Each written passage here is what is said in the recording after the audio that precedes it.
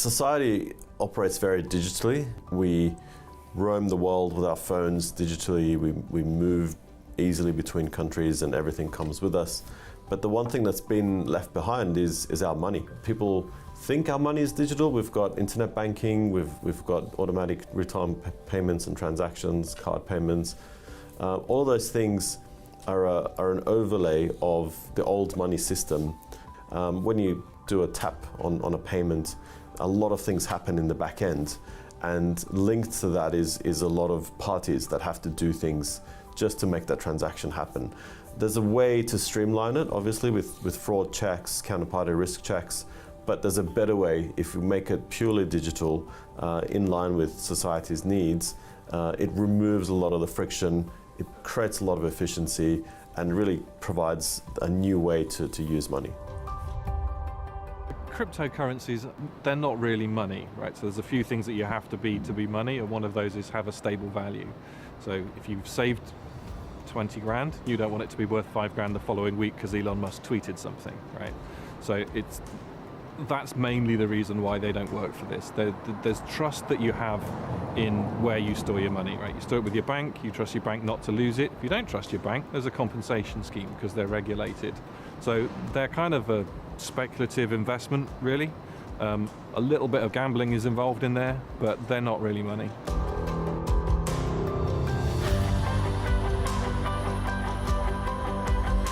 Central bank digital currencies are inevitable. If you look at all the stats, 80% of central banks looking at a CBDC and what it means, and there's others that are piloting, and there's some that have actually implemented CBDCs.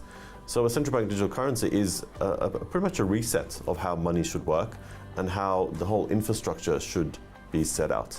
And so what that means to banks is there is a new form of money they need to be ready for. Cash is in decline massively. We've got today's digital money, which is not super smart. It works okay, but there's quite a lot of friction in it. And then we've got things like cryptocurrencies coming up. We've got private currencies from big tech companies coming up. So where we are at the moment, we're at a bit of a crossroads. What are consumers going to be using to pay for things? And CBDC is kind of the answer to that in terms of where do you want to go, right? Do you want your money to be owned by and controlled by random people on the internet, by massive tech companies, or by the government you elected? Today's money it varies a lot, right? In the UK, it's great. We have some of the best payment systems in the world. In other countries, it's not so good. But there's only so much you can do with it. There's no programmability, there's no automation. It isn't very smart, and it's quite fragmented. CBDC promises to add a whole level of programmability and automation to people's money so that they've got a lot more control over what it does and how it works without having to manually touch it all the time. At Quant, we've been at the forefront of blockchain technology, first starting out by establishing standards for the industry to build the technology. We've created a central bank digital currency platform where all central banks can actually test practically the theoretical concepts of a CBDC and what it means for them. But more importantly, the banks can start integrating central bank technology into their payment systems. One of the projects we've been working on has been with the Bank of England and the BIS on Project Rosalind. We provided the whole platform and the technology by having interoperable CBDCs within the central bank itself, and that was used by industry to test people like Barclays, people like Amazon, people like MasterCard, to test all of their CBDC applications and use cases on top of our platform in a real world setting. So this means they don't have to wait for a CBDC to be enabled. They can actually start testing, integrating, building, and making sure their banks are ready for central bank digital currencies. So what we'd like to do is work with other central banks around the world, but also take our technology to different markets so they can test it with their domestic banks as well. The changes are huge. I mean, we're already seeing the ability to create logic to make money smart, bring out some really powerful use cases that benefit consumers like you and me and benefit businesses, because it really takes friction away. It automates a lot of complex workflows, but it makes your money, your bank account in your money roam. If I'm selling you something and you promise to pay me, I've just got to trust you. If it's a CBDC, you can promise to pay me and you can lock the money for me, right? So you can't spend that money on anything else. I know you're good for it. So then I'll send you whatever it is that you're buying from me. You don't pay until you've received it. You look at it, you go, okay, this isn't broken, Martin wasn't lying about it, I want to pay it. You sign for it with a delivery company. Delivery company is connected to the system. That releases the money that was locked in your bank account to me. That principle applies to lots of different transactions. The whole concept of transforming the financial system is very complex and very difficult to do. What we're doing as Quant is really being the pioneer in this space, making the leap to digital currencies from central banks or to commercial bank money very easy and seamless to do. We're making it easy to integrate into existing systems. Banks can get involved today. They can do a private-public partnership. They can co-create what a CBDC should look like for them. They can have a seat at the table to provide their requirements. And what we do as Quant is really help everyone evolve to a new form of money, to a new form of smart money.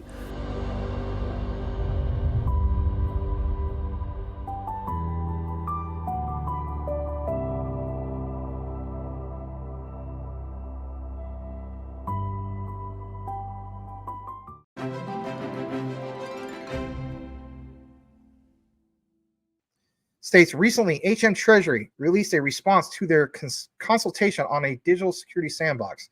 Now, when I get more into the whole thing with Quant Papa, we'll do the whole thing of connecting all the dots, if you will, going way back to whatever means necessary to do that and show you some solid evidence. But, you know, like he says, we know why we're here, and you know why you're here, right? Because you're here watching the show. Basically speaking, we got to dig into this whole thing of HM Treasury and the visions that align with QNT. So we've been covering the whole thing with HM Treasury and Quant for quite some time. I mean, literally, what are we in November? So I think I first originally was talking about October 2022 in regards to HM Treasury and Quant. But here's the bottom line. This is sandbox, excuse me, testing tokenization, of course, in DLT infrastructure. It was expected to have a 5-year test run duration, includes debt, money market instruments. I mean, think about it, guys. We're always talking about cross-border payments, especially when it comes to Ripple's XRP for on-demand liquidity. Don't we always talk about, you know, taking on the debt? But this is QNT. Currently, 19 other organizations have expressed interest in participation as the UK government is still open to other new applicants. The sandbox is supervised by the Bank of England and, of course, the UK's Financial Conduct Authority. The first connection we notice happens to come from a gateway from issuing tokens. And if anything, we're going to blow that up for you. Now, this should be a little bit big enough for you to see. But, you know, let me see what we have. Yeah, that's big enough. So, bottom line is, you know, the issuer, HSBC, like we're talking about earlier, going down to the origination data. But who is the gateway? Who is the issuance engine? Again, guys, don't overthink it. The gateway would definitely be through Overledger, right? With OVN, Overledger Network, for those that don't know what that means. You have, for instance, security template, kicking over to market node data lake. I mean, this is all technical, but it's all there. Post-processing engine, structured data ready for tokenization, market node, EVN compatible token factory, whitelist, issuance, and settlement. Kicks it down to the digital custodian, which is UOB. Getting more into this, it states, in regards to international coordination, says these include the need to build cross-border interoperability of systems, harmonization of regulation, taxation, compatibility of legal frameworks. Current initiatives, supranational organizations, in particular FSB, the Bank of International Settlements, and of course IOSCO, are helpful but will need to be built on further. Right, how do you expand upon that? Let's get more into this. Responses pointed to the existing ISO standards, such as LEIs and, for instance, SINs, as well as the new standards, such as the digital token identifier. Now, getting more into this, you got to keep in mind, like I even point this out when it comes to JASMY and what they got going on with Japan. Standards are put in place for a reason. Standards also help protect our particular assets for the future when we have proper regulations. And on top of that, we have what they call working groups, WGs, Why do we have working groups? Because you have to have these working groups to do just that. Work with you, as in your particular blockchain, your particular, let's say you're not even a blockchain, you're something like Hedera or something like that, right? A hash graph consensus. DLT, though, whatever the case be, it's not just interoperability. That's just the tip of the iceberg.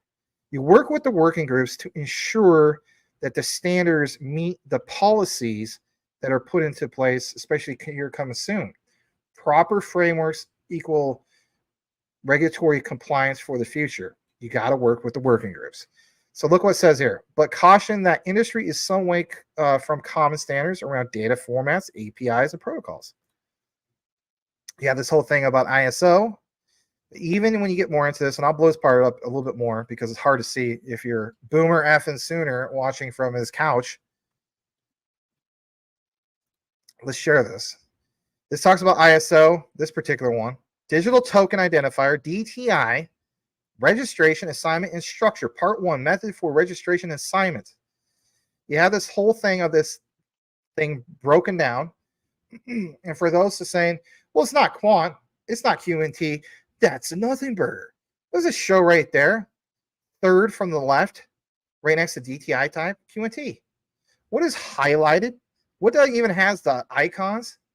Yeah, LAM8X3IJL, functionality, fungible group of digital tokens, DTI type, short name QNT, long name Quant, status validated. Look at this again. Here's another token identifier, auxiliary digital token, short name QNT, long name Quant, ERC20. I don't want to get involved in that. Quant's just the ERC20 token. It doesn't do anything other than that. Okay. Look at the last one. Digital auxiliary digital token. Once again, all validated, all verifiable. Why is this significant? Because look what it says. SDX becomes the first private distributed ledger technology, DLT, based financial market infrastructure to adopt the Digital Token Identifier Foundation, DTIF, managed ISO 24165 DTI standard. Another particular one, but what is referenced at every turn of the table and only referenced is QNT. So that's solid research from the one and only tokenizer. Once again, he's absolutely killing it. Now, getting a little bit more into this, I want to share this as well.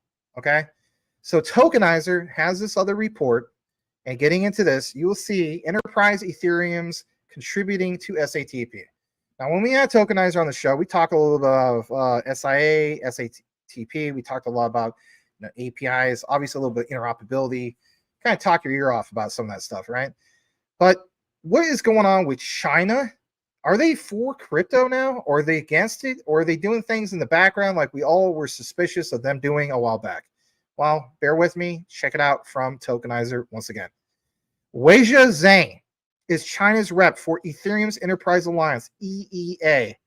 Additionally, some EEA members are also building for SATP like Hyperledger and LACnet. As we know, Quant did the Overledger 2.0 update early 2022. I think it was like March. So that's always been there. It's never gone away. As this is China, don't forget China's already backed what?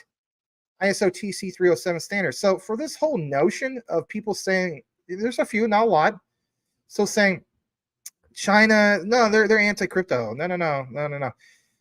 They're like, like politicians, they're flip-floppers. But all you need is to have something like Tokenizer or the next guy to bring you the info, connect the dots, and say, look, pump the brakes here for a bit. Because it's not this narrative that they're anti-crypto. All you got to do is look more, do more of your own research, and see that China, right, already backed ISO TC 307 standards. So they're so anti-crypto. Why would they back those standards? Because standards are the future, especially after we get to the point of proper regulations and so on. You want to be in compliance. You want to have these standards. And if anything, you want the working groups to work with you, not work against you. Look what it says here for a second. So you got that reference that we just gave you, or Tokenizer, right? Can't take the credit. Experience from Weijia Zhang. EEA Regional Head of China at Enterprise Ethereum Alliance, Vice President of Engineering, WAN Chain Foundation. Look what it says at the top in regards to network identification on this draft. And it's kind of hard to see. So on this one, I will make it just a little bit bigger. Let's pull this up. Yep. Top left, document type, active internet draft, individual, authors, Weijia Zhang. But look what's next to him. Look what's next to him. Are you ready for that? What? Yeah. Thomas Harjano of who? Quant.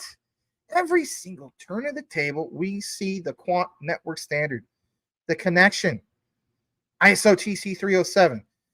Oh, this was a long time ago, Max. You're always referencing things from a long time ago. You're just trying to pull a crypto Hulk. I think you should just grow a mink rug on your chest and turn yourself green and go out and buy a freaking, a bunch of jolly green giant green beans and climb to the top of the beanstalk.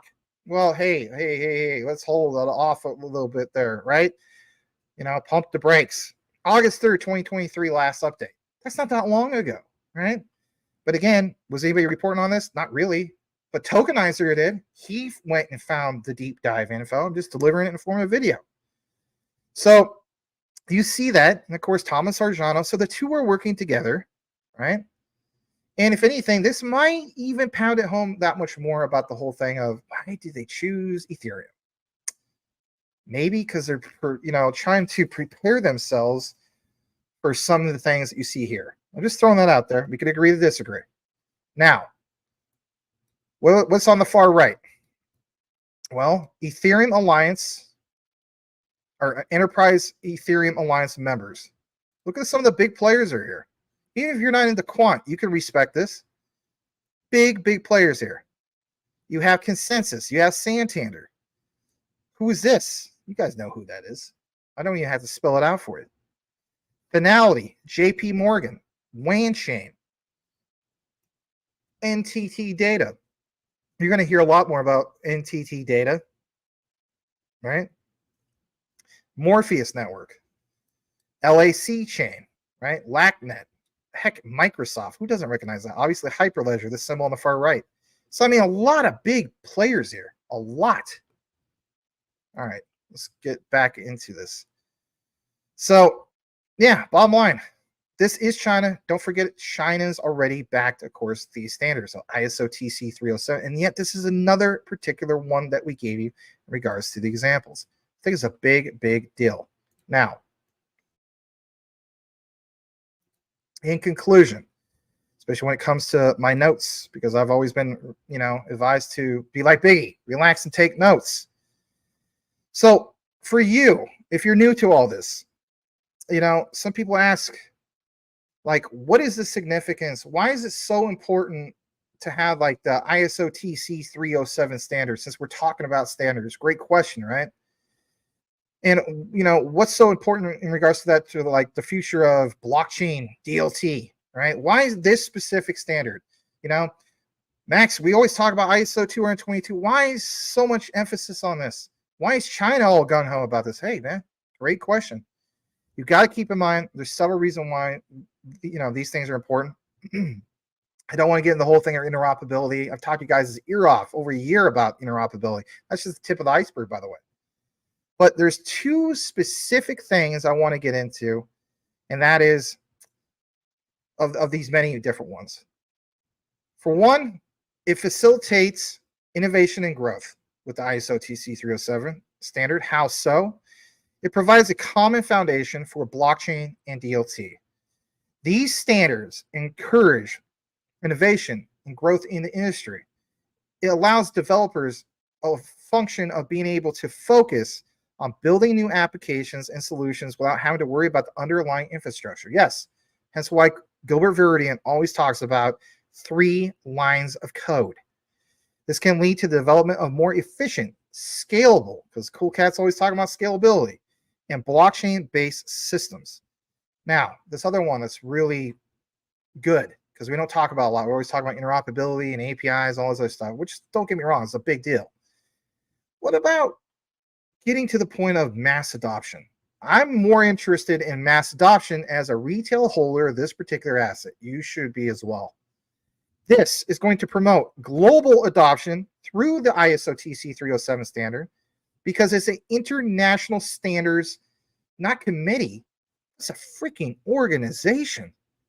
It means that its standards are developed with input from experts, of course, around the world. Hence why you have those working groups that we were talking about in regards to in the future with JASMY. Yeah, we got to get that going. But this is going to help ensure that the standards are relevant and applicable to global audience. And that global audience equals the equation of mass adoption. By adopting ISO TC 307 standards, countries and organizations can signal their commitment to blockchain and DLT, and also encourage just that, widespread adoption. I will throw in this last little tidbit because we were talking about regulations. So framework has to be in place in regards to get to the point of regulations. No kidding.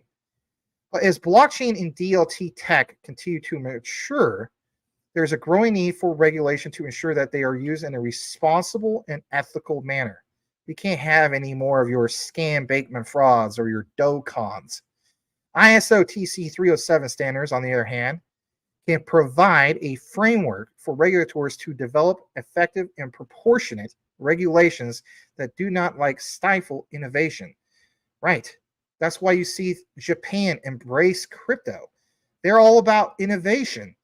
And if anything, even in Europe, what the hell's going on with the United States? Are we finally going to embrace crypto? I think we might be. Or maybe we kept everything suppressed to protect the Wall Street bigwigs, right? All right. In conclusion, that's what's going on. Thought I'd bring that with you to you guys. Shout out to the one and only tokenizer. Stay tuned to part 2 in regards to the research that we have, because it is a big deal in regards to the digital securities sandbox. So be on the lookout for that. Probably talk about a little bit next week. And on that segment will be a collaborative effort with the one and only Quant Papa.